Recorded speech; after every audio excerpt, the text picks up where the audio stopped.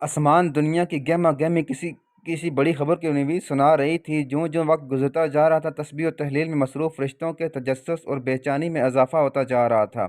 نظریں بیت المعمور پر تھیں اور کان اللہ کی پکار کے منتظر۔ بالآخر انتظار کی گھڑیاں ختم ہوئیں اور رب ذوالجلال کا حکم فضا میں بلند ہوا، میں زمین پر اپنا نائب بنانے والا ہوں۔ فرشتے اس فیصلے پر حیران تھے اور متعجب بھی۔ اس کا خیال تھا کہ جنات کی طرح یہ بھی زمین پر لڑائی جھگڑے اور فساد کریں گے۔ چنانچہ انہوں نے اس فیصلے کے حکمت معلوم کرنے کی غرض سے ڈرتے ڈرتے عرض کیا، اے ہمارے رب، ایسے شخص کو کیوں پیدا کرتا ہے جو زمین میں فساد کرے اور خون بہائے، اور ہم تیری تسبیح، حمد اور پاکیزگی بیان کرنے والے ہیں۔ اللہ تعالیٰ نے فرمایا، جو میں جانتا ہوں تم نہیں جانتے۔ تخلیق آدم علیہ السلام سے اللہ تعالیٰ نے حضرت جبرائیل علیہ السلام کو حکم دیا کہ قرۂ ارض سے مٹی لے کر آؤ۔ حضرت ابو موسیٰ اشعری رضی اللہ تعالیٰ عنہ سے روایت ہے کہ نبی کریم صلی اللہ علیہ وآلہ وسلم نے ارشاد فرمایا، اللہ تعالیٰ نے حضرت آدم علیہ السلام کو مٹی خاک سے پیدا فرمایا۔ یہ مٹی تمام روح زمین سے حاصل کی گئی تھی۔ یہی وجہ ہے کہ حضرت آدم علیہ السلام کی نسل میں مختلف رنگ و زبان کے لوگ پائے جاتے ہیں۔ حضرت ابو ہریرہ رضی اللہ تعالیٰ عنہ سے روایت ہے کہ نبی کریم صلی اللہ علیہ وآلہ وسلم نے فرمایا کہ جب اللہ تعالیٰ نے آدم علیہ السلام کو پیدا فرمایا اور ان میں روح پھونکی تو ان کو چھینک آئی، جس پر انہوں نے الحمدللہ کہا۔ یوں سب سے پہلے ان کے منہ سے اللہ کی حمد نکلی، پھر اللہ نے برحمت کی ربی کا فرمایا۔ اللہ تعالیٰ نے حضرت آدم علیہ السلام کو 4 عظیم شرف اور مرتبے عطا فرمائے۔ اپنے ہاتھ سے پیدا فرمایا، روح پھونکی، فرشتوں کو سجدہ کرنے کا حکم دیا، اشیاء کے ناموں کے علم سے سرفراز فرمایا۔ فرشتوں کو حکم سجدہ۔ اللہ تعالیٰ نے حضرت آدم علیہ السلام کو تمام نام سکھا کر ان چیزوں کو فرشتوں کے سامنے پیش کیا۔ فرمایا، اگر تم سچے ہو تو ان چیزوں کے نام بتاؤ۔ انہوں نے کہا، اے اللہ، تیری ذات پاک ہے، ہمیں علم نہیں سوائے اس کے جو تو نے ہم کو سکھایا، بے شک آپ بڑے علم و حکمت والی ہیں۔ پھر اللہ نے حضرت آدم علیہ السلام کو حکم دیا کہ ان چیزوں کے نام بتا دو، سو انہوں نے ان سب چیزوں کے نام بتا دیے۔ اللہ تعالیٰ نے فرمایا، دیکھو، میں نے تم سے کہا نہ تھا کہ میں زمین و آسمان کی تمام پوشیدہ چیزوں سے واقف ہوں۔ میں ان باتوں کو بھی جانتا ہوں جن کو تم ظاہر کرتے ہو اور جن کو تم دل میں رکھتے ہو۔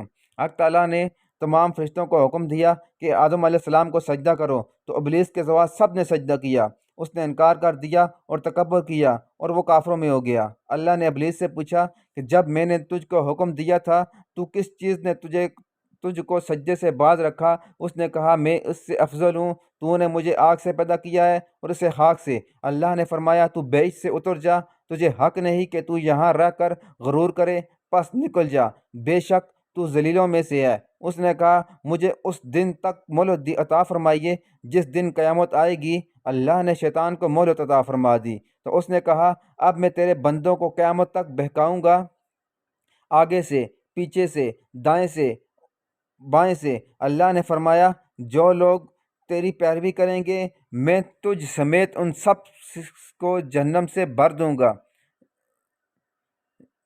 بھر دوں گا۔ ابلیس کی حقیقتاً ابلیس اور شیطان ایک ہی صفت اور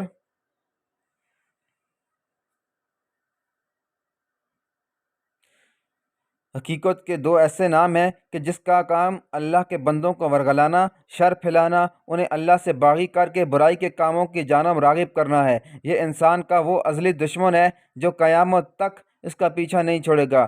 حضرت عائشہ صدیقہ رضی اللہ تعالیٰ عنہا سے روایت ہے کہ نبی کریم صلی اللہ علیہ وآلہ وسلم نے فرمایا کہ فرشتے نور سے، آدم مٹی سے اور ابلیس آگ سے پیدا کیا گیا۔ حضرت عبداللہ بن عمر رضی اللہ عنہ فرماتے ہیں کہ جنات حضرت آدم علیہ السلام سے 2000 سال پہلے سے دنیا میں آباد تھے، جنہوں نے دنیا میں دنگا فساد مچا رکھا تھا۔ چنانچہ اللہ نے فرشتوں کے ایک لشکر کو دنیا میں روانہ کیا، جنہوں نے ان جنات کو مار مار کر سمندری جزیروں اور ویرانہ علاقوں میں بھگا دیا۔ حضرت سعید بن منصور رحمۃ اللہ علیہ کا قول ہے کہ اس موقع پر بہت سے جنات قتل کیے گئے اور کچھ گرفتار بھی ہوئے۔ انہی میں ابلیس بھی تھا جو ابھی بچہ تھا، اسے آسمان پر لا کر رکھا گیا۔ یہ فرشتوں کے ساتھ عبادت میں مصروف ہو گیا اور بہت جلد علوم کا ماہر اور عبادت گزار بن گیا، چنانچہ اسے آسمانوں میں معلم الملکوت کے نام سے پکارا جانے لگا۔ حضرت عبداللہ بن مسعود رضی اللہ تعالیٰ عنہ فرماتے ہیں کہ ابلیس آسمان میں فرشتوں کا سردار بن گیا تھا۔ حضرت ابن عباس رضی اللہ تعالیٰ عنہ نے فرمایا کہ ابلیس کا نام اسرائیل تھا۔ سورہ کاف آیت 50 میں بھی اللہ نے فرمایا کہ ابلیس جنات میں سے تھا۔ تفسیر ابن جوزی میں حضرت عبداللہ بن عباس رضی اللہ تعالیٰ عنہ سے روایت ہے کہ نبی کریم صلی اللہ علیہ وآلہ وسلم نے فرمایا، شیطان آدمی کے جسم میں خون کی طرح سرایت کر جاتا ہے۔ بندے کا دل اس کا خاص ٹھکانہ ہے، تاہم شیطان کو اتنی قوت حاصل نہیں ہے کہ وہ انسان کو رائے حق سے زبردستی ہٹا دے۔ یہ دوسری بات ہے کہ وہ لوگوں کے دلوں میں وسوسے اور برے خیال ڈال کر انہیں برائی کی طرف راغب کرتا رہتا ہے، اور یہی بندوں کا امتحان ہے۔ حضرت آدم علیہ السلام و ہوا جنت میں تمام آسائش نعمتیں موجود تھیں، لیکن اس کے باوجود حضرت آدم علیہ السلام تنہائی اور اجنبیت محسوس کرتے تھے۔ چنانچہ اللہ تعالیٰ نے ان کی تنہائی دور کرنے کا بندوبست فرماتے ہوئے حضرت حوا علیہ السلام کو پیدا کر دیا۔ محمد بن اسحاق حضرت ابن عباس رضی اللہ تعالیٰ عنہ سے روایت کرتے ہیں کہ حضرت حوا علیہ السلام کو حضرت آدم علیہ السلام کی بائیں طرف کی چھوٹی پسلی سے پیدا کیا گیا جب کہ وہ سو رہے تھے۔ پھر اللہ نے حضرت آدم علیہ السلام کو حکم دیا کہ وہ ان کی بیوی جنت میں سکونت فرمائے، اور فرمایا، جہاں سے چاہو بلا روک و ٹوک کھاؤ، لیکن اس درخت کے پاس نہ جانا ورنہ ظالموں میں سے ہو جاؤ گے۔ حضرت آدم علیہ السلام اور حضرت حوا بڑے آرام و سکون سے جنت میں رہنے لگے۔ روایت میں ہے کہ حضرت آدم علیہ السلام 100 سال یا 60 سال جنت میں رہے۔ اس عرصے میں دونوں پر جنت کے کسی بھی حصے میں جانے پر پابندی نہ تھی سوائے شجر ممنوع کے۔ شیطان اب ان دونوں کا کھلا دشمن تھا اور اپنی سزا کا بدلہ لینے کے لیے بے قرار بھی۔ اس کی شدید خواہش تھی کہ اللہ کے حکم کی خلاف ورزی کریں۔ پھر شیطان نے ان دونوں کے دلوں میں وسوسہ ڈالا تاکہ ان کی شرمگاہیں جو ایک دوسرے سے پوشیدہ تھیں بے پردہ ہو جائیں۔ اس نے انہیں کہا، تمہارے رب نے تم دونوں کو اس درخت سے اس لیے منع کیا ہے کہ کہیں یہ پھل کھا کر تم دونوں فرشتے نہ بن جاؤ، یا کہیں ہمیشہ زندہ رہنے والوں میں سے نہ ہو جاؤ۔ شیطان کی ان باتوں نے حضرت حوا علیہ السلام کو سوچنے پر مجبور کر دیا، اور پھر شیطان کی مسلسل اور تواتر کے ساتھ سازشیں رنگ لائیں، اور اس نے حضرت حوا علیہ السلام کو پھل کھانے پر راضی کر لیا۔ ایک دن حضرت حوا علیہ السلام نے حضرت آدم علیہ السلام سے کہا کہ ہم اس شجر ممنوع کا ذرا سا حصہ کھا کر تو دیکھیں، آخر وہ کیا راز ہے جو اللہ نے اسے کھانے سے منع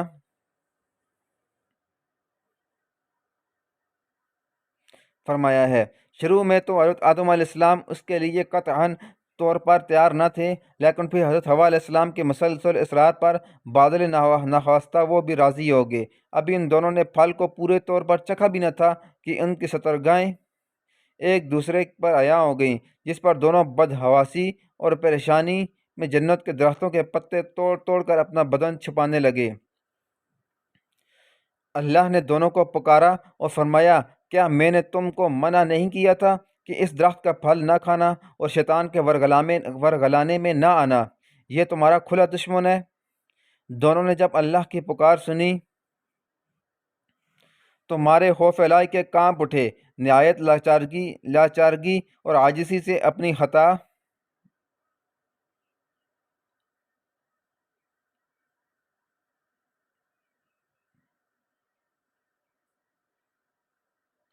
پر نادم و شرمندہ ہوتے ہوئے بارگاہ خداوند میں عرض کیا، اے ہمارے رب، ہم دونوں سے بڑی غلطی ہو گئی ہے۔ اب اگر آپ نے ہم پر رحم و کرم نہ کیا اور معاف نہ فرمایا تو ہم تباہ و برباد ہو جائیں گے۔ حق تعالیٰ نے فرمایا کہ اب تم دونوں ایک خاص مدت تک زمین ہی پر رہو گے جہاں تم ایک دوسرے کے دشمن ہوگے، اور وہاں ہی مرنا ہے اور اسی میں سے پھر پیدا ہونا ہے۔ چنانچہ دونوں کو زمین کی طرف روانہ کر دیا گیا۔ حضرت آدم علیہ السلام اور حوا علیہ السلام زمین پر، روایت میں ہے کہ حضرت آدم علیہ السلام کو ہند، حضرت حوا علیہ السلام کو جدہ اور ابلیس کو بصرہ سے چند میل کے فاصلے پر دستمیان کے مقام پر اتارا گیا۔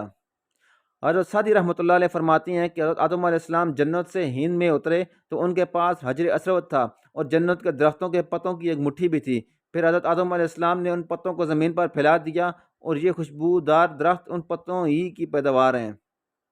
حضرت ابن عباس رضی اللہ تعالیٰ عنہ سے مروی ہے کہ حضرت جبرائیل علیہ السلام حضرت آدم علیہ السلام کے پاس آئے اور گندم کے 7 دانے ساتھ لائے۔ حضرت آدم علیہ السلام نے پوچھا، یہ کیا ہے؟ عرض کیا، یہ اس درخت کا پھل ہے جس سے آپ کو روکا گیا تھا، لیکن آپ نے تناول کر لیا تھا۔ فرمایا، تو اب میں اس کا کیا کروں؟ عرض کیا، اس کو زمین میں بو دیجیے۔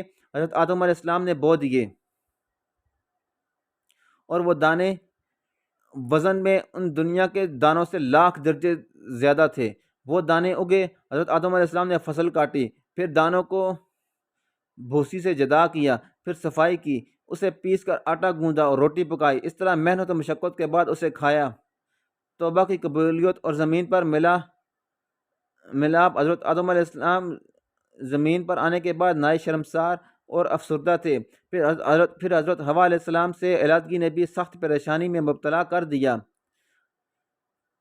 روایت میں ہے کہ آپ ایک طویل عرصے تک اللہ کے حضور گڑگڑاتے، فریاد کرتے اور آنسو بہاتے رہے، یہاں تک کہ اللہ تعالیٰ کو ان کی اس گریہزاری پر رحم آ گیا، اور پھر ایک دن حضرت جبرائیل علیہ السلام نے حضرت آدم علیہ السلام کے پاس آ کر انہیں اللہ کی جانب سے معافی کی نوید سنائی۔ حضرت آدم علیہ السلام خوشی سے سرشار بارگاہ خداوندی میں سر بسجود ہو کر شکر بجا لائے۔ حضرت جبرائیل علیہ السلام انہیں لے کر مکہ آئے، جہاں حضرت آدم علیہ السلام نے کعبہ شریف کی بنیاد رکھی اور حجر اسود کو کعبہ کی دیوار پر نصب فرمایا، پھر اس کے گرد طواف کیا۔ طواف سے فارغ ہو کر حضرت جبرائیل علیہ السلام انہیں جبل عرفات پر لے گئے، جہاں حضرت حوا علیہ السلام تشریف فرما تھیں۔ لیکن طویل عرصے کی جدائی اور حالات نے بہت سے جسمانی تغیرات پیدا کر دیے تھے، چنانچہ دونوں ایک دوسرے کو پہچان نہ سکے، جس پر حضرت جبرائیل علیہ السلام نے دونوں کا تعارف کروایا۔ حابیل و قابیل کا قصہ۔ حضرت آدم علیہ السلام اور حضرت حوا علیہ السلام کی ملاقات کے بعد اللہ نے انہیں اولاد کثیر سے نوازا۔ حضرت حوا جب امید سے ہوتی تو ایک لڑکا اور ایک لڑکی پیدا ہوتے، جب دوبارہ امید سے ہوتی تو پھر ایک لڑکا اور ایک لڑکی پیدا ہوتے۔ پہلے والی لڑکی کی شادی دوسری مرتبہ والی لڑکی سے اور دوسرے والی لڑکی کی شادی پہلی والی لڑکی سے شادی کر دی جاتی۔ چنانچہ پہلی مرتبہ قابیل اور ان کی بہن اکلیمیہ پیدا ہوئیں، دوسری مرتبہ حابیل اور ان کی بہن یہودا پیدا ہوئی۔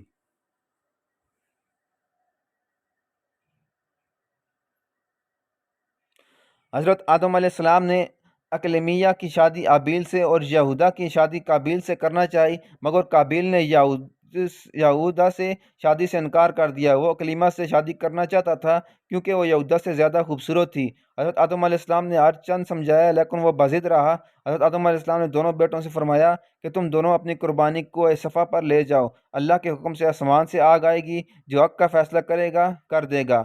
دونوں اپنی قربانیوں کو لے کر جبل صفا پہنچے، کیونکہ حابیل حق پر تھا اس لیے اس کی قربانی قبول کر لی گئی، اور اس پر قابیل اور حابیل کا جانی دشمن ہو گیا، اور پھر ایک دن اس نے حابیل کو قتل کر ڈالا۔ دنیا میں انسان کا پہلا قتل اور پہلی قبر حابیل کے قتل کے بعد قابیل کو یہ فکر لاحق ہو گئی کہ اس کی لاش کیسے چھپائے۔ وہ لاش کو کندھوں پر رکھ کر مارا مارا پھرتا رہا، آخر کار اللہ نے ایک کوے کے ذریعے اسے بھائی کی لاش دفنانے کا طریقہ سکھایا۔ قرآن پاک میں ہے، پھر اللہ نے ایک کوے کو بھیجا جو زمین کھودنے لگا تاکہ اسے بتائے کہ بھائی کی لاش کو کیسے چھپائے۔ کہنے لگا کہ افسوس میری حالت پر، کیا میں اس سے بھی گیا گزرا ہوں کہ اس کوے کے برابر ہوتا اور اپنے بھائی کی لاش کو چھپا دیتا۔ پھر وہ بہت پشیمان ہوا۔ حضرت آدم علیہ السلام کی وفات کا وقت آیا اور فرشتے گھر میں داخل ہوئے، اور تو آپ سمجھ گئے اپنی اہلیہ حضرت حوا اور اپنے بچوں سے فرمایا کہ تم سب مجھے تنہا چھوڑ دو۔ اس کے بعد آپ اللہ تعالیٰ کی حمد و ثنا میں مصروف ہو گئے۔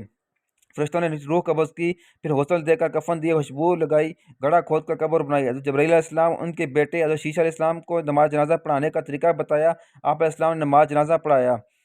عام طور پر تحریری کتابوں میں حضرت آدم علیہ السلام کی عمر مبارک 950 سال بیان کی گئی۔ جنتی اولاد اور جہنمی اولاد معراج کے سفر میں نبی کریم صلی اللہ علیہ وسلم سب سے پہلے آسمان پر پہنچے تو وہاں آپ نے دیکھا حضرت آدم علیہ السلام کو، جن کے دائیں جانب بھی لوگوں کی جماعتیں ہیں اور بائیں جانب بھی۔ آپ صلی اللہ علیہ وسلم نے فرمایا کہ حضرت آدم علیہ السلام جب دائیں جانب دیکھتے ہیں تو ہنستے ہیں اور بائیں جانب دیکھتے ہیں تو روتے ہیں۔ نبی کریم صلی اللہ علیہ وسلم نے فرمایا کہ میں نے حضرت جبرائیل علیہ السلام سے پوچھا کہ اے جبرائیل یہ کیا ہے؟ انہوں نے کہا یہ آدم علیہ السلام ہے اور یہ ان کی اولاد کی روح ہیں، جب دائیں جانب دیکھتے ہیں تو جنتی ہیں تو ہنستے ہیں، جب بائیں جانب دیکھتے ہیں تو جہنمی ہیں تو روتے ہیں۔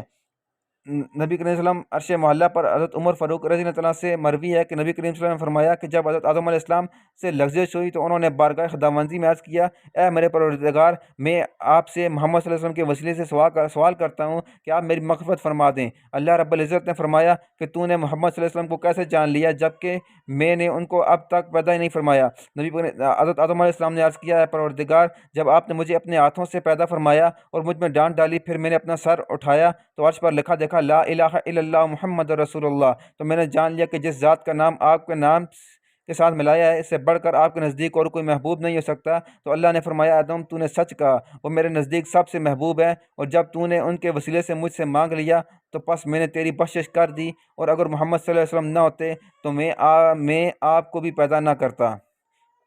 اگر آپ کو ہمارا یہ قصہ پسند آیا ہو تو پلیز لائک کریں اور ہمارے چینل کو سبسکرائب کریں۔